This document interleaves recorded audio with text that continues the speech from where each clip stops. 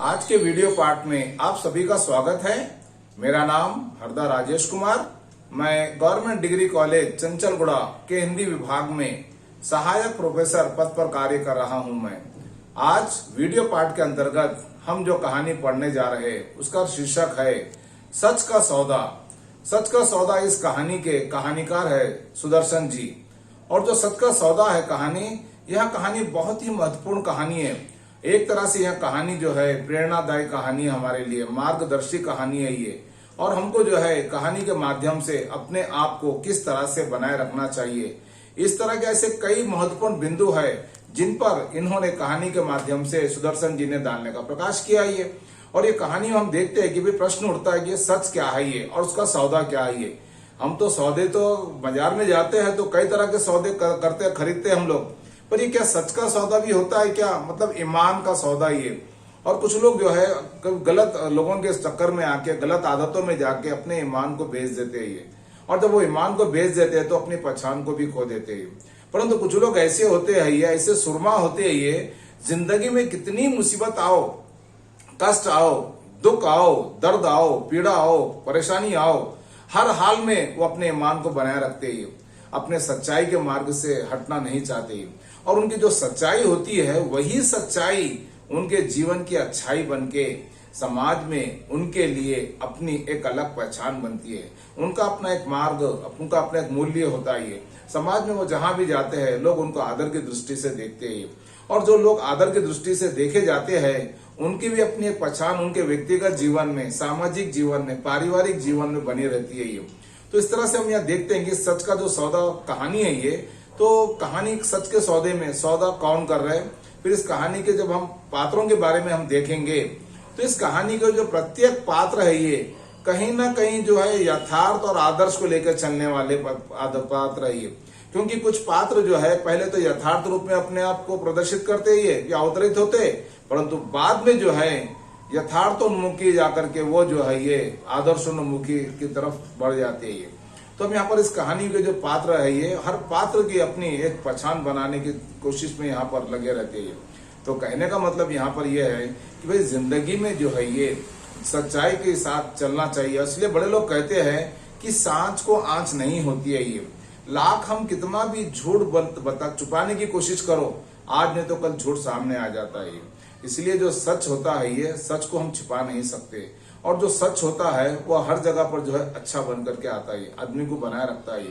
और इस तरह से समाज में जो है प्रत्येक व्यक्ति को इस कहानी के माध्यम से सुदर्शन जी हम बताना चाहते हैं कि हम कितने भी हालत हमारे कितने भी खराब क्यों ना हो, हम कितनी बदतर स्थिति में क्यों ना हो, परंतु हमें अपनी अच्छाई को, अपने ईमान को, अपनी सच्चाई को नहीं छोड़ना चाहिए।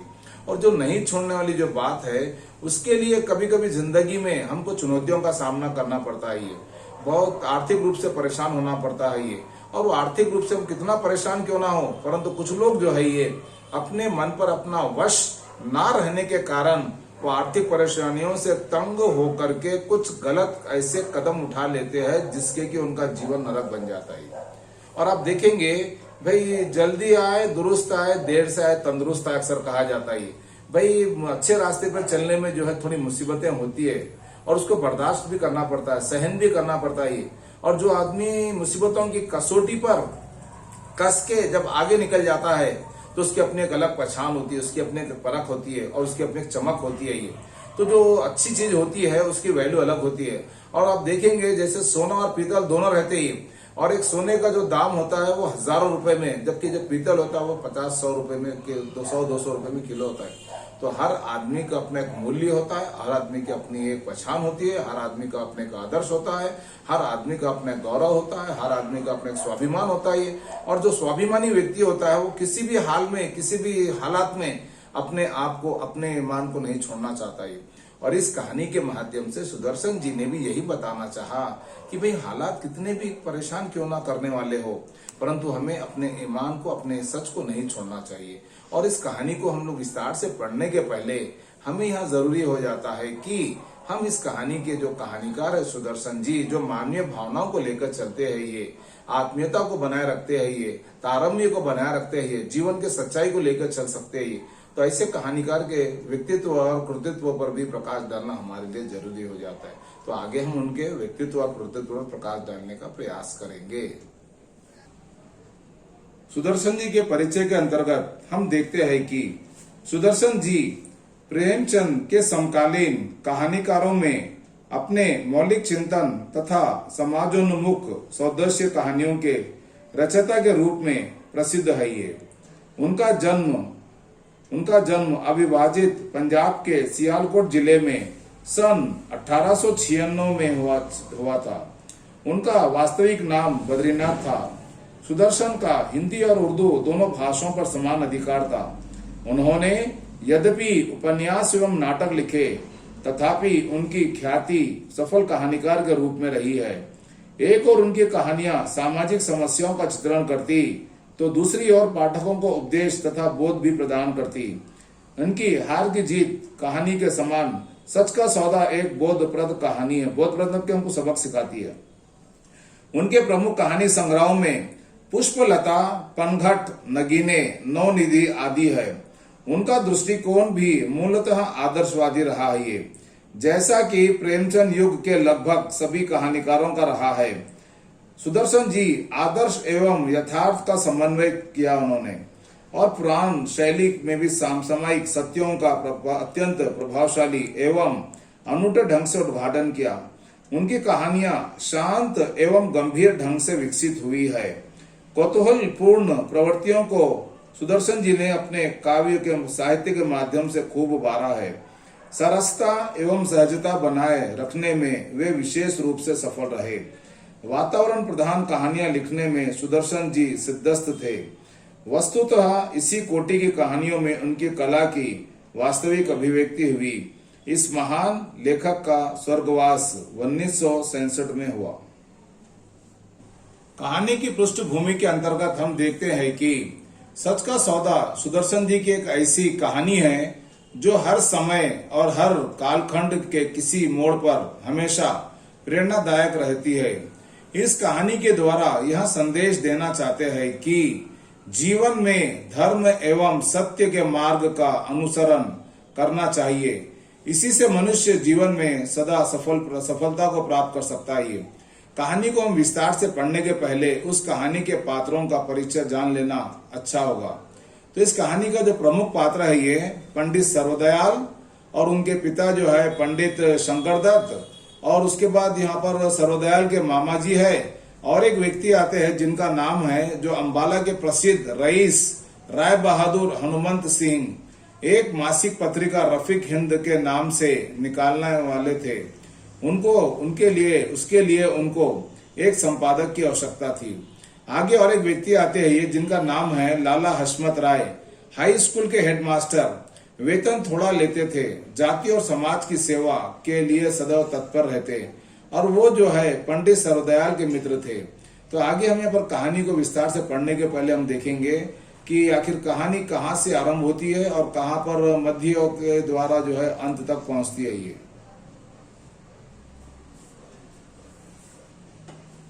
आगे हम देखेंगे कि यहाँ पर जो पहली जो पंक्ति है या वाक्य है, विद्यार्थी परीक्षा में फेल होकर रोते पर सर्वदयाल पास होकर के रोए।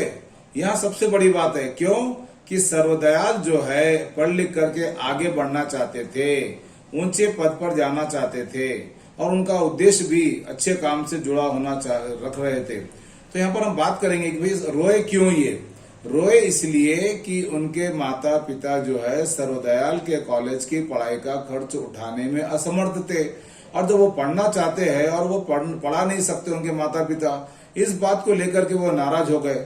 और इस बात की सूचना जब जो है ये सर्वदयाल के मामा को मिली, तो उनके मामा जो है ऊंचे पद पर काम कर रहे थे। उन्होंने देखा कि अरे भाई, बोले मेरा भांजा जो है ये पढ़ाई आगे बढ़ना चाहता है ये, और वो पढ़ नहीं सकता ये, और वो बेचारे उनके भी परिवार में अकेले थे वो।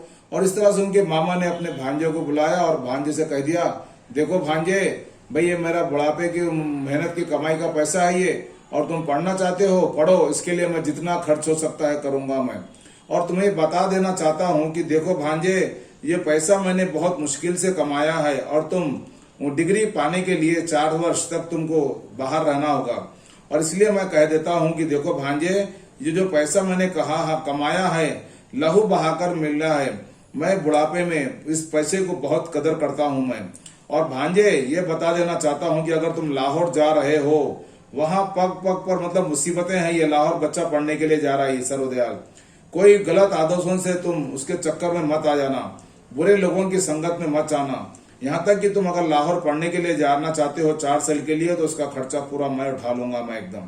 और वहां पर बुरे आदतों से बच के रहना। और यदि कहीं मुझे कोई ऐसा समाचार मिला, मतलब सर्वदयाल अगर लाहौर में पढ़ने के लिए जाएंगे, अगर यदि कुछ गलत उनके बारे में सूचना मिली, तो मामा ने बता दिया कि मैं तुम्हारी पढ़ाई का खर्च भेजना बंद कर दूंगा।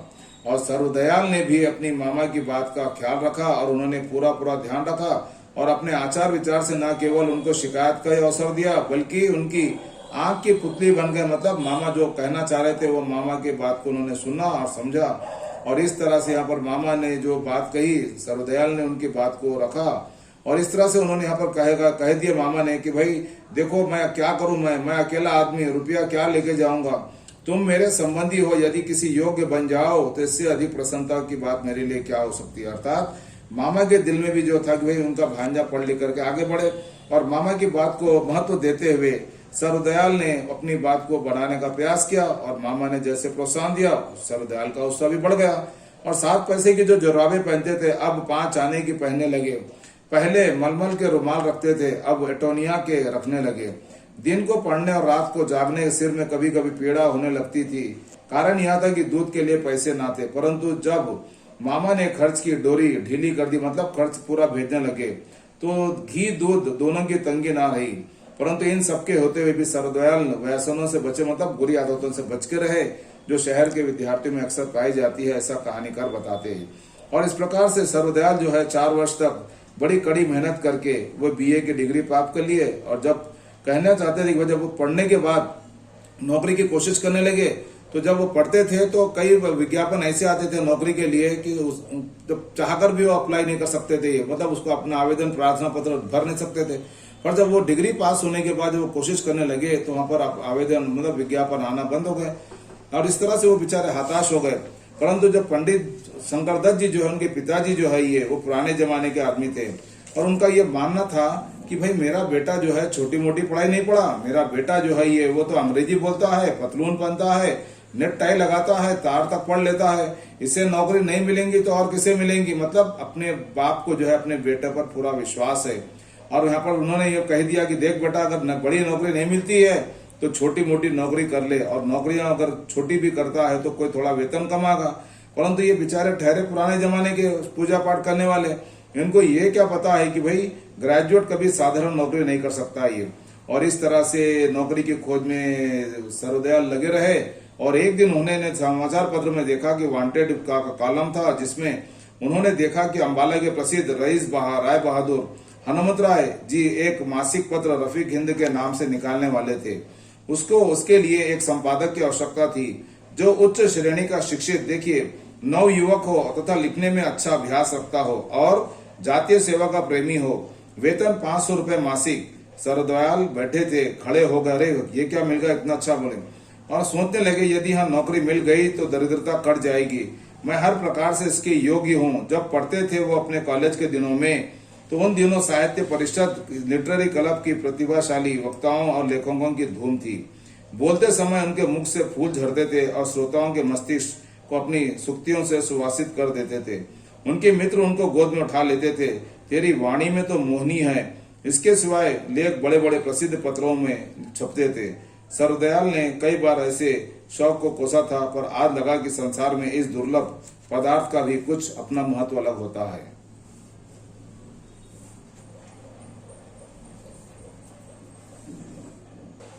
और उस संपादक के पद के लिए सर्वदयाल ने भी अपना आवेदन पत्र रजिस्ट्री कर दिया। और इस तरह से उनको लगने लगा कि भाई ये हो सकता है, यह पद अगर यदि मुझे मिल जाए तो मेरी दरिद्रता, परेशानी, गरीबी दूर हो जाएगी। और इसी उधेड़-बुन में वो पत्र के जवाब का इंतजार करने लगे। और कई दिन इस तरह से बीतते चले गए, परंतु उनको कोई जवाब नहीं आया। और इस बात को उन्होंने ध्यान में रख करके अपने इलाके के, अपने इस एरिया के पोस्ट डाकिये को कह रखा था कि भैया देखो, अगर यदि मेरे नाम से अगर यदि कोई पत्र आ जाए तो मुझे दे देना। और जब कभी वो डाकिये से बात करते रहते, डाकिया कहता साहब नहीं आया, नहीं आया, नहीं आया। और इस तरह से उनको भी लगा कि नौकरी जो है बेचारे कोई पढ़े लिखे सज्जन व्यक्ति को मिलेंगी जो मेरे से आगे योग्यता में श्रेष्ठ हो सकता है ये।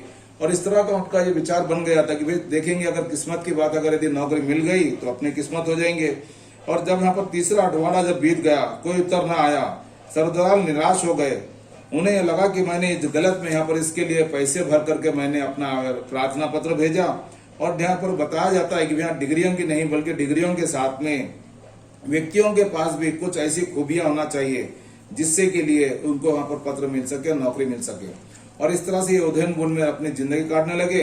पर जैसे वहां पर डाकिया ने आके उनके घर के दरवाजे पर आवाज दी, बाबू सरदयाल जी, पंडित सरदयाल जी, और वो झट से गए, उससे पत्र लिया उन्होंने। और पत्र जब खोलकर देखा तो उसमें लिखा हुआ था, स्वीकार है आ जाओ, अर्थात पंडित सर्वदयाल को जो है ये रफीक हिंद के संपादक की नौकरी के लिए उनको चुन लिया गया था ये। और जब वो उनको चुन लिया गया तो वो उनको बता भी दिया कि भाई आपको नौकरी पर कब आना है, वापस नौकरी पर कब ज्वाइन होना है, आपको भर्ती होना है। और वो झट से जो है सायंकाल की गाड़ी बैठे और गाड़ी पर बैठ करके वो इस तरह का आनंद का अनुभव करने लगे कि मानो उनकी जिंदगी की सबसे बड़ी खुशी उनको मिल गई। और वहाँ जैसे गाड़ी में ट्रेन में बैठे हुए थे, धीरे धीरे उनके मन में समाचार पत्रों को लेकर के कई तरह के प्रश्न उठने लगे कि भाई यहाँ पर संपादक का किधर आएगा, कौन से पेपर में कौन से समाचार किस तरह से आएगी। और साथ साथ मतलब एक तरह से उनके मन में जो खुशी थी वो किसी के सामने बयां नहीं कर सकते थे। और जब रात का समय गाड़ी पूरे तेजी के साथ चल रही थी, सरदयाल जिस कमरे में सफर कर रहे थे उसमें उनके अतिरिक्त केवल एक यात्री था जो अपनी जगह पर पड़ा सो रहा था। सरदयाल बैठे थे, फिर उन्हें खड़े हो गए और पत्र के लिए तैयार किए गए नोट गद्दे पर रख करके इधर उधर टहलने लगे। फिर बैठकर एक कागज पर सुंदर अक्षरों में लिखा उन्होंने, पंडित सर्वदयाल बीए, एडिटर रफीक हिंद। और इस तरह से वहां पर जो है इसी उधेड़ बुन में किसी तरह से सो गए। और जब उन्होंने देखा, आंख खुली तो लगा कि यहाँ पर सुबह हो गई और वो अम्बाला पहुंच गए। और जब वो अम्बाला स्टेशन पहुंचे तो वहां पर उनको लगा कि भाई आगे क्या होने वाला है ये। परंतु जैसे वहां पर से अपने स्टेशन से बाहर निकले, बाहर निकलने पर उनके इंतजार में जो है एक नवयुवक उनके पास आकर पूछा, क्या आप रावलपिंडी से आ रहे? हाँ, मैं वहीं से आ रहा हूँ कहकर उस व्यक्ति से उन्होंने अपना परिचय दिया। और वहां व्यक्ति जो है उनको बग्गी पर बैठा करके ठाकुर साहब के घर ले गया। और ठाकुर साहब किधर है उन्होंने पूछा तो ठाकुर साहब के बारे में तो पता नहीं, परंतु उनके मुंशी मिले जो इस रफीक संपादक की पूरी देखभाल कर रहे थे। उन्होंने कुछ समय के लिए उनको इंतजार करने के लिए कहा। और थोड़ी देर में जो है ये पंडित जी के सामने जो है ये ठाकुर हनुमंत राय जी आ गए, जो 30-32 वर्ष के सुंदर नवयुवक थे। मुस्कुराते हुए आगे बढ़े और बड़े आदर से सर्वदयाल से हाथ मिलाकर बोले, आप आ गए, कहिए कोई रास्ते में आपको मुसीबत तो नहीं हुई? मैं आपके लेख बहुत को देख रहा हूँ, ईश्वर की कृपा बड़ी है जो आज आपके दर्शन हुए। और अपनी प्रशंसा सुन करके ये भी गदगद हो गई है। और इस तरह से उन्होंने बैठ करके निर्णय लिया कि यहाँ पर रफीक हिंद का सबसे पहला अंक कब निकलेगा। और जिस दिन ये बैठे थे वो 15 फरवरी था। और हम देखते हैं कि देखते देखते जो है 1 अप्रैल को जो है रफीक हिंद का पहला अंक निकला तो पंजाब के पढ़े लिखे लोगों में शोर मच गया और पंडित सर्वदयाल के नाम की जगह जगह चर्चा होने लगी। आगे हम देखते हैं कि किसी तरह से सर्वदयाल जो है ये रफीक हिंद के संपादक बन जाते हैं ये। और जिस तरह से वो संपादक बन भी गए उसी तरह से उनका नाम जो है पूरे पंजाब में नहीं बल्कि अन्य जगहों पर भी उनका नाम प्रसिद्ध होने लगा ये। और आगे हम यहाँ पर देखते हैं कि एक तरह से 1 साल का जो है संपादन का कार्य करने लगे। और उसी के बीच में जो है अम्बाला की म्युनिसिपैलिटी के मेंबर चुनने का समय आया तो ठाकुर हनुमंत सिंह भी एक पक्ष की ओर से मेंबरी के लिए प्रयत्न करने लगे। अमीर पुरुष थे, रुपया पैसे की बहाने के उद्धत हो गए। उनके मुकाबले में लाला हशमत राय खड़े हुए थे, हाई स्कूल के हेडमास्टर, वेतन थोड़ा लेते थे, कपड़े साधारण पहनते थे, कोठी में नहीं वरन नगर की एक गली में उनका आवास था, परंतु जाति सेवा के लिए हर समय तैयार रहते थे। उनसे पंडित सर्वदयाल की मित्रता थी। उनकी इच्छा ना थी कि इस झंझट में पड़े, परंतु उनके सच्चे दोस्तों ने उन्हें जोर देकर के इस चुनाव के लिए खड़ा कर दिया और पंडित सर्वदयाल ने सहायता का वचन दिया। ठाकुर हनुमंत सिंह जातीय सेवा के अभिलाषी तो थे, परंतु उनके वचन और कर्म में बड़ा अंतर था। उनकी जातीय सेवा व्याख्यान झाड़ने, लेख लिखने और प्रस्ताव पास करने तक सीमित थी। इससे परे जाने वे अनावश्यक हीन झिझकते थे। इस बात से पंडित सर्वदयाल भली भांति परिचित थे। इसलिए उन्होंने अपने मन में निश्चय कर लिया कि परिणाम चाहे कैसा भी बुरा क्यों ना हो, ठाकुर साहब को मेंबर नहीं बनने देंगे। इस पद के लिए वे लाला हशमत राय को ही उपयुक्त तो समझते थे। सर्वदयाल रविवार के दिन में आयोजित किए गए एक चुनाव समारोह में म्युनिसिपल इलेक्शन के बारे में भाषण देने आरंभ किया तो उनके भाषण सुनने के लिए समूहों की संख्या में लोग आ गए और उन्होंने सत्य और झूठ के बीच के अंतर को बता दिया। आखिर म्युनिसिपल इलेक्शन में ठाकुर की जगह लाला हशमत राय की जीत हुई। ठाकुर हनुमत राय को यह पता चलता है कि पंडित सर्वदयाल उनके पक्ष में ना होकर के लाला हशमत राय की तरफदारी करने में उनके तरफ काम करने लगे। इससे वे गुस्से में लाल पीले हो गए और पंडित सर्वदयाल को अपने पत्रिका संपादन से निकाल देने को निश्चय लिया। फिर से सर्वदयाल अपने गांव को वापस जाने का उन्होंने भी निर्णय ले लिया। और आगे हम देखते हैं कि किसी तरह से जो है फिर वापस सर्वदयाल अपने गांव आ जाते हैं और वहां किसी तरह से नौकरी के लिए कोशिश करते, परंतु उनको नौकरी नहीं मिलती है और बेचारे मजबूर होकर के जो है एक छोटी सी दुकान लगा के अपनी जीविका चलाने के लिए मजबूर हो जाते हैं। और उनके इसी हालत को देखने के लिए जो है फिर से एक बार जो है ये ठाकुर साहब उनके घर आते हैं, दुकान पर आते हैं, बैठते हैं, उनसे बात करते हैं और दोनों के मन में जो दूरियां होती है ये वो दूरियों को पाटने की कोशिश करते और जब दूरियां पटने लगती है फिर से यहाँ पर जो है ठाकुर साहब सर्वदयाल जी को मना लेते हैं। हमने देखा है कि सर्वदयाल जो है अपने संपादक पद से हट जाने के बाद वो मुसीबत में एक छोटी सी दुकान लगाकर चलाने लगे और जिसके वजह से उनके घर में उनके पिता उनसे लड़ते, झगड़ते, गालियां तक देते, यहाँ तक कि उनकी पत्नी भी उनसे नाराज होती है और इस तरह के जीवन से वो बस हो गए थे। परंतु एक दिन जो है वो अपने सच का सौदा करना नहीं चाहते थे और उसी सच्चाई की वजह से जो है अपनी गलती का एहसास करके ठाकुर फिर वहां पर उनके पास आते हैं ये हनुमत राय जी और उनको मनाते हैं, उनको समझाते हैं और उनको गले लगा लेते हैं। गले लगा करके अपनी गलती का एहसास महसूस करते और यह मान लेते कि भाई उनसे अच्छा और व्यक्ति कोई नहीं मिल सकता और रफीक हिंद जो है आपके लिए आपका रास्ता देख रहा। और इस तरह से फिर वहां पर से जो है ये ठाकुर हनुमत राय जी जो है ये सर्वदयाल जी को अपने घर वापस आने का न्योता देते, पैसे देते और उनको आने के लिए कहते और जब वो वहां पर आ जाते हैं तो वो भी प्रसन्न हो जाते हैं। दोनों के मन में जो दूरियां होती है वो पड़ जाती है और दोनों फिर एक हो जाते हैं और उन्होंने भी वहां पर जाकर के फिर संपादक पद कर काम करने के लिए राजी हो जाते हैं। और जब ये उनके पास मिलने जाते हैं तो ठाकुर हनुमत राय के साथ में एक अंग्रेज मित्र होते हैं, ये वहां सब नजारा देखते रहता है और अंत में उससे पूछता है कि भाई आपने इस दुकान पर क्या खरीदा है। तो अंत में जो वाक्य है ठाकुर हनुमत राय जी के, उन्होंने कहा कि इस दुकान पर मैंने सौदा किया है। तो बोले क्या सौदा खरीदा तुमने? तो बोले मैंने सच का सौदा किया हूं मैं और इस दुकान पर सच बिकता है, मैंने सच को खरीदा है और सच के सिवा कुछ नहीं। और इस तरह से उनकी गाड़ी आगे बढ़ जाती और फिर से जो है सच के साथ देने का, सच का सौदा के कहानी के माध्यम से कहानीकार ने बताना चाहा कि प्रत्येक व्यक्ति को जीवन में जो है मुसीबत आए, कष्ट आए, परंतु हमको सत्य को नहीं छोड़ना चाहिए। जीवन में सत्य का पालन करते हुए जीवन को सफल बनाने की दिशा में अपने आप को सदैव तैयार रखना चाहिए।